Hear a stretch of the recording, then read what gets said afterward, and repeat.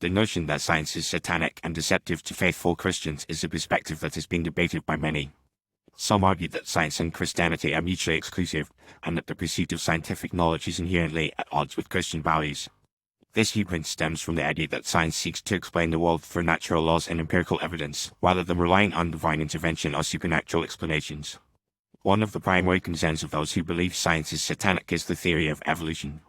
They argue that the concept of evolution, which suggests that humans and other species evolved over time through a process of natural selection, contradicts the biblical account of creation. According to the book of Genesis, God created the world and all living things in 6 days, and the idea of evolution is seen as a threat to this narrative. However, many scientists and theologians argue that the theory of evolution and the concept of creation are not mutually exclusive, and that the two can coexist as complementary explanations for the origin of life. Another area of tension between science and Christianity is the field of cosmology.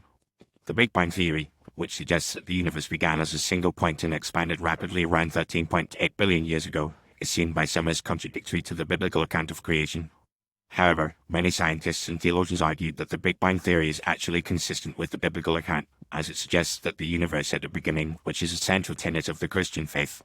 Despite these areas of tension, many scientists and theologians argue that science and Christianity are not mutually exclusive. In fact, many of the founders of modern science, such as Isaac Newton and Galileo Galilei, were devout Christians who saw their scientific pursuits as a way of deepening their understanding of God's creation. The idea that science and Christianity are in conflict is a relatively recent development and is not supported by the historical record. Furthermore, the pursuit of scientific knowledge can actually be seen as a way of fulfilling the biblical command to love the Lord your God with all your mind, Mark 12:30. By seeking to understand the natural world and the laws that govern it, scientists are actually demonstrating a deeper appreciation for the complexity and beauty of God's creation.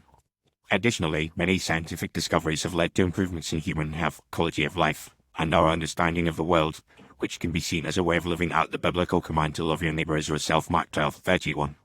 It is also worth noting that the idea that science is satanic is often based on a misunderstanding of the scientific method.